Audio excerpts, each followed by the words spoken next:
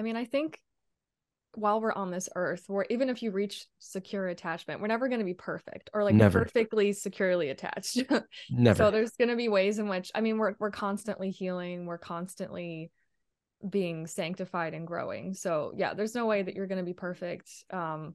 There's kind of like a stereotype, or not a stereotype, but I think a misconception that, oh, I need to be perfectly healed before I can enter into a relationship, or I can, No, but no, that's just not, there no. might Good be some luck. huge, yeah, Realistic. yeah. Good We're not luck. going to Like, get there on this earth. no, no. And like, and then the question is like, where, look, there may be some red flag issues, right? Like, Yeah, exactly. I don't know. You might say something like, look, if somebody has a pervasive and chronic pornography problem, like that should probably be addressed before you get married.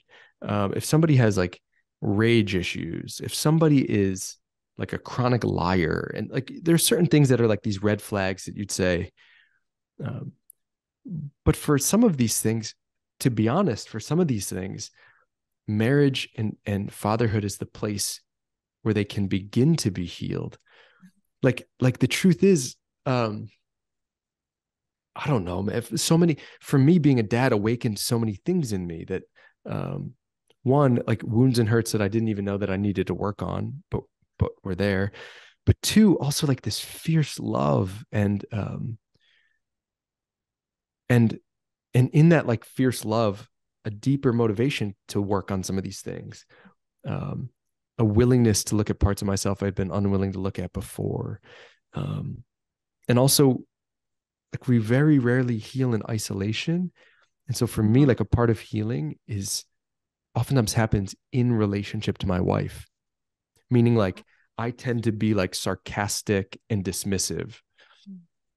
And so I could try to sit in a room and just like heal from that. But actually, the way it tends to heal in my life is like I act or react in a way that hurts my wife and I see I hurt her and I don't want to.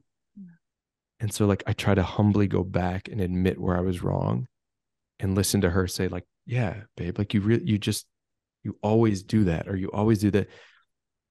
And then I can hear myself articulate, I'm sorry I did that. I did it because I was feeling scared and overwhelmed. And next time I'm feeling scared and overwhelmed, I'll like try to do this thing instead. That's a healing right there. Like to have the insight and that increased willingness to see how and why I'm reacting a certain way and to respond differently. At least in my book, that's I define healing as the freedom to love the way God calls you to love. It's not freedom from pain. It's not freedom from suffering. It's not freedom from certain thoughts. It's freedom to act the way that you want to act, not be reactive, not be. It's freedom to try to love, and it doesn't mean I don't get afraid or scared in relationships. Still, I do, but I see it, I notice it, and I say I don't want to react the way that my mind is telling me to, or my attachment pattern is telling me to. I actually want to respond like humbly and gently with sincerity rather than sarcasm, and so I'm going to do it. And that's a healing. I really think that is healing, but it oftentimes happens actually in relationship. And so you're going to find you heal if you're open to it. You heal in relationship to your spouse and in relationship to your children. I love that too because attachment in and of itself has to do with relational Yes. connection. And so, Yes. of course, it would Yes. heal in Yes. as we are sanctified in relational connection to each other. So I Exactly. think that's so important, and I think it's almost more important that someone would have the motivation or the desire, like I want to continually grow in my life, or I want to continually heal and be better. That is more of a green flag than someone who's like perfect and has it all together, I because agree. something under the surface is probably being hidden then. I agree. For me, the word for all relationships, I think if I had to pick one criteria that defined like what is the thing you want to see in a relationship to know that it's good, it's willingness.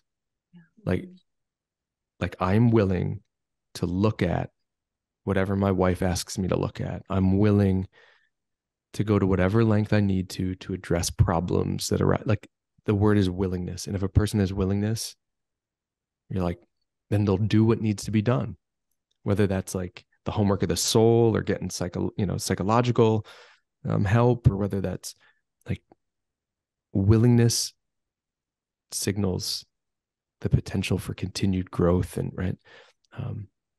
Yeah. If somebody says, yeah, like, yeah, I'm not willing to look at that part of myself. I'm not willing to, that's when I tend to think like red flag. I don't know. Yeah. So I like how you mentioned that it's often in relationships that we can heal and develop a secure attachment. Yeah. Are there other like concrete ways for anyone listening? I think Yeah. first kind of take a step back. The best way to identify your attachment style, if you have no idea, and this is the first time that you're hearing about attachment styles, and then if you do have an insecure attachment style, Yeah. what are ways, like steps that you can take to develop a more secure style? Yeah. And there's a book out called Attached that kind of gives an introduction to some of this stuff. Um, one real practical way is to, once you begin to recognize these dynamics at play, try to put yourself in proximity to securely attached people. That is the environment in which, and it doesn't have to be, like if you're married, it doesn't have to be your spouse. It could be a good friend. It could be a priest or pastor. It could be a confessor. It could be a spiritual director, but begin to get, surround yourself by people who have secure attachments. The second is, I think we can actually do sort of imaginal exercises that can begin to shape our attachment templates. And what I mean by that is to sit quietly and imagine somebody who you think would be safe. Like, who is that person? Maybe it wasn't someone in your life even. Maybe it was somebody who you saw interacting in like a friend's life. Like my buddy Tom's grandfather. I mean, that guy just seems so safe and safe no matter what was happening. And you imagine yourself with that person and you start to imagine, how would they be acting with me right now?